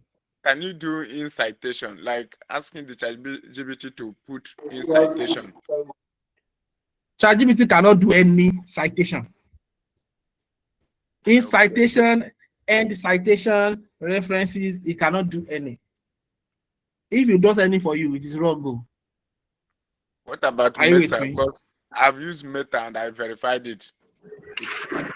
Okay, if you verified it, fine. Sir, it can, sir. It can do, It does. but not in all. Okay. Majority of it will be hallucinated, but you can actually find the relative. We have Okay, to now tell it to bring up authentic and existing authors. okay, now this is my advice to everybody. Okay. If you are using ChatGPT, have you ChatGPT before to get me journals? It's not I've not. I have. But I don't want to put my hopes up. I just want to know that I will just assume everything is done is hallucination. So I will verify everything. You understand? I have AIs that if I use them, I don't have to verify automatically the references and citations are genuine. I was telling somebody recently, I said I use Claude to write. I noticed that Claude hallucinates also. He said no. He said that's what I said you better start verifying your citations and know how to verify. I saw it clearly for like 3 work. Thank God I'm good in research. I'm very good in research. It took me time, but I verified all the citations. I saw that they were wrong. Are you with me? So don't trust any AI. What you can trust is your knowledge. So what I just taught us tonight is how to verify. I just taught us that tonight. So if ChatGPT brings a journal for you, go to the journal, copy the DOI, and go and put on keyboards to verify the references. In fact, ChatGPT can give you a DOI. The DOI will take you to another journal, not the journal that is writing on. It can give you a citation. Citation is to another journal. All right. That journal is totally different from what you are doing. So if ChatGPT give you 20 journals, 18 can be wrong and 2 is right. You understand? Okay. So just take it like this. Once ChatGPT writes for you, just start using the Google and keywords to do your citations yourself. It might take time, but at least if you assume you are writing yourself, you are going to use like a week. Now you are using like 2 or 3 days. It still makes sense. That reduce your time. Okay. All right. Thank you, everyone. So those people that you posted the flyer, you do everything. This is what I will do for you, sir. I will give you the project writing ebook for free, just like I promised you. Some of the paid trainings that may come up in July, I will reduce it for us, maybe 20% or 10%. Okay, that's our benefit. So let everybody have the videos of this training. Okay, but the other benefits, you are the owner of the other benefits. I think we have our page, right? Those people that share the flyer, we have our page. Can somebody respond if you are part of the page of people that share the flyer? Yes. Okay, all right. So tomorrow you are going to have access to the benefit that I promised you. Okay. All right. Thank you, everyone. Maybe by tomorrow we are going to have a class tomorrow. Don't worry, we are going to have a class tomorrow. Maybe by 5 p.m. Have a class tomorrow. Okay. So just put your mind to around 5 p.m. to have our class tomorrow. Sir, Okay. please, sir, All right. can you give those that didn't share the flyer a second chance to share, please? Hello. Sir, Sir, please. So those we'll get into the other join the platform. group. I really They enjoyed the can't class. join. I got a lot, please. Okay, all right. All right, let's share it. Let's share the flyer and send me your screenshots. Okay. But I Hello, hello, shared sir. the Okay, flyer. sir. Some people say they can't join the group chat. Yes, it's not a question of sharing flight. The people are invited. 6 of them can't log in. So what is the purpose? They've been calling me on They said phone the group requesting. is full. They can't log in. Say the That whole thing is full. So The WhatsApp is full, right? yes, Yeah. they've been calling me on phone, disturbing me. Well, I even tried to add somebody and it could not hello, work. hello, Sazamas. If the WhatsApp is full, it has been full already. Because the fact is that this message has been posted for the past 1 week now. So some people are sharing it late. Anybody, you see, the fact is that there's opportunities that you don't wait till the last minute. That's me personally. I don't always last minute to do things. The last minute might not be good enough. So the person you are sharing it to cannot join. You waited the last minute to share it. You understand? And that's why I posted it on the page. I said, don't say you did not see this message, Joe. I posted it there. And as people say they did not see it and they saw it. You understand? So this is what I will do. This is what I will do. The group page, I'm checking it right now. The group page already has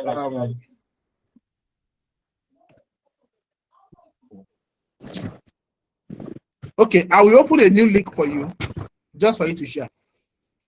Okay, so that you can have access to the recording. To the other benefit of the training.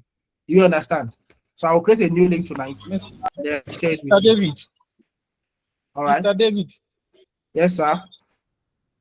Please, I will advise that if you could create a Telegram group, not because of now, for subsequent classes. And you know, Telegram, you can always have this live stream on it. And one thing is that this video, you won't need to send any link if you open Telegram. People can access the Telegram video and it will be there for live because it's cloud-based backup. The backend is cloud-based and the problem is this, sir.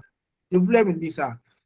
Sierra Leone people don't really have Telegram in their country. I've been dealing with them for some time. Most of them will complain that they can't access Telegram. Is that Telegram is banned in their country. So this class tonight is being sent to our YouTube channel.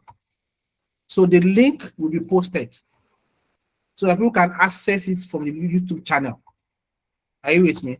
I've tried to use Telegram in the past. I stopped using Telegram because people kept complaining, I can't join Telegram. I can't join from their country. I cannot use only my country as a case study. Are you with me? I have to consider other countries too. So our YouTube channel is open. So once I save this training, it will go to our YouTube channel, and then I will post the link, and people can access it. I don't know. Do you understand me, sir? Do you know why I'm not using Telegram now? Yeah, that's noted. That's noted because of the number. All right, thank you.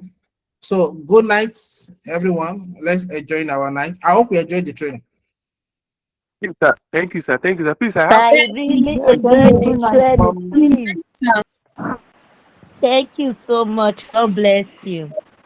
Thank you. We appreciate you. See you Thank tomorrow. you. We Bye. appreciate you. It's been good. Nice training. Thank you, We sir. appreciate you. Thank you. God bless you.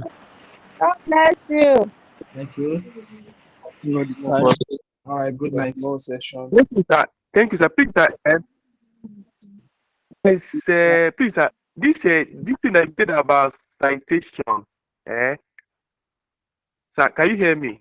I can hear you, sir. Okay. If I take the citation and I notice that there is wrong, what am I going to do? All right, can you chat me up? Though I will dwell more on citation tomorrow. I will try and focus on citation tomorrow. But I actually did a training on citation recently. Maybe I will post or I will send us the link. But I don't repeat it. All right. The training I did on citation recently, I will send the link to the page. So let everybody just go through that video. Okay. Thank you. All right, thank you. Okay, thank you, sir. You're welcome. Thank you, sir.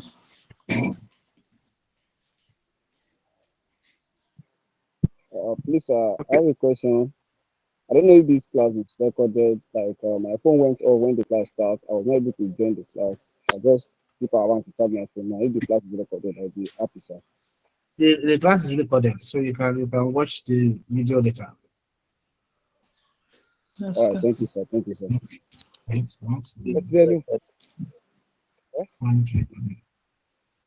Stop recording. Thank you, sir. Good night. Good night, sir. I'll be right back. Good night.